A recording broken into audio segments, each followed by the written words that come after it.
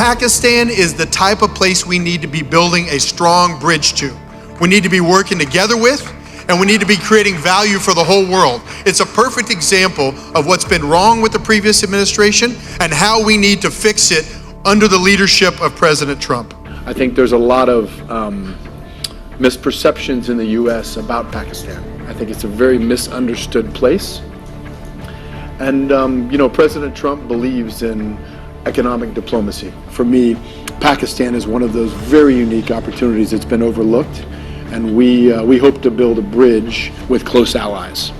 I view Pakistan as one of those close allies that we need to assist us. Shocking but true.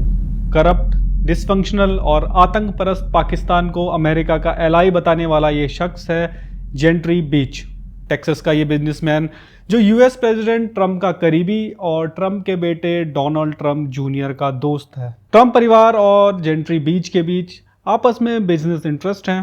Gentry beach high ground holdings का CEO और valence chemicals का को founder भी है और आजकल ये भारत के दुश्मनों पाकिस्तान, बांग्लादेश और टर्की में इन्वेस्टमेंट अपॉर्चुनिटीज ढूंढ रहा है। पाकिस्तान में तो ये rare earth minerals, oil and gas और लग्जरी रियल एस्टेट में बिलियंस ऑफ डॉलर्स के निवेश करने की बात कर रहा है। We've brought in our real estate development partners and are going to build some of the most high-end luxury properties that have ever existed in Pakistan.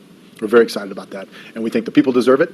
We're going to be using materials from Pakistan, and it's a very big opportunity. But critical minerals, real estate, energy, technology, AI are all areas that are really needed here. अभी कुछ दिन पहले हमने आपको बताया था कि पहलगाम आतंकी हमले के तुरंत बाद एक अमेरिकी क्रिप्टो कंपनी WLF ने पाकिस्तान क्रिप्टो काउंसिल के साथ डील की थी और ये भी बताया था कि WLF में ट्रंप के बेटों एरिक और डोनाल्ड जूनियर और उनके दामाद जेरेड कुशनर की 60% हिस्सेदारी है। और इस डील को करने के लिए WLF के को चेयरमैन जैचरी विटकॉफ पाकिस्तान गए थे, जो स्टीव विटकॉफ के बेटे हैं। स्टीव विटकॉफ वही शख्स हैं जिसके ट्रंप के साथ 40 साल से ज़्यादा की गहरी दोस्ती है और जो आज ट्रंप के लिए दुनिया भर में पीस डील्स कर रहे हैं। इन सब से आपको ये तो पता चल गया होगा कि आज पाकिस्तान में पूरी ट्रंप बिरादरी के बिजनेस स्टेक्स पर लगे हैं। पाकिस्तान आज ट्रंप परिवार के अरबों डॉलर्स के बिजनेस का नया अड्डा बन चुका है।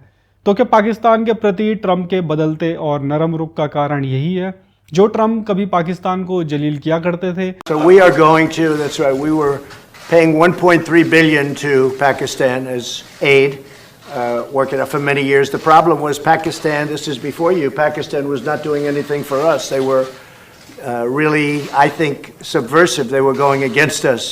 And this is something we'll be I ended that about a year and a half ago, the $1.3 billion. आज उनके नेताओं को ग्रेट लीडर्स कह रहे हैं, पाकिस्तान के साथ बिजनेस की बातें कर रहे हैं और भारत जैसे शक्तिशाली और साउथ एशिया की एक इम्पॉर्टेंट पावर को नाराज कर रहे हैं।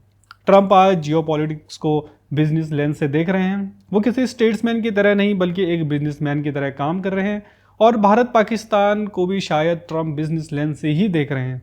तो क्या यही वजह है कि हाल में हुए भारत पाकिस्तान सैन्य संघर्ष में ट्रंप तुरंत पाकिस्तान को बचाने कूद पड़े थे? I know both. We get along with both countries very well.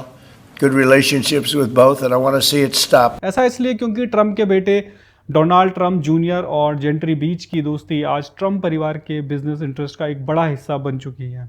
बीच ने ट्रंप को इलेक्शन कैंपेन में भी हिस्सा लिया था। 20 जनवरी 2025 को जैसे ही डोनाल्ड ट्रंप ने शपथ ली, उसके महज 10 दिन बाद जेंट्री बीच अपनी कंपनी वाइट ब्रिज ग्लोबल के साथ पाकिस्तान पहुंच गए। ये visit Pakistan special investment facilitation council ने ऑर्गेनाइज की थी। यहाँ इंडस रिवर में गोल्ड डिपॉजिट खोजने को लेकर भी समझौता हुआ था। जेंट्री बीच ने पाकिस्तान के पीएम शहबाज शरीफ से 2 बार मुलाकात की, पहले इस्लामाबाद में और फिर दुबई में। बीच ने कहा, अमेरिका को पाकिस्तान की परवाह है, आप इस क्षेत्र में हमारा चेहरा हैं। जेंट्री बीच पाकिस्तान में अरबों डॉलर का निवेश करना चाहते हैं, जिसमें शामिल है critical minerals, oils and gas, real estates और AI। बीच ने कहा था, हम पाकिस्तान में कई अलग अलग क्षेत्रों में अरबों डॉलर्स का निवेश करने की योजना बना रहे हैं, जिसमें महत्वपूर्ण खनिज और रियल एस्टेट शामिल हैं।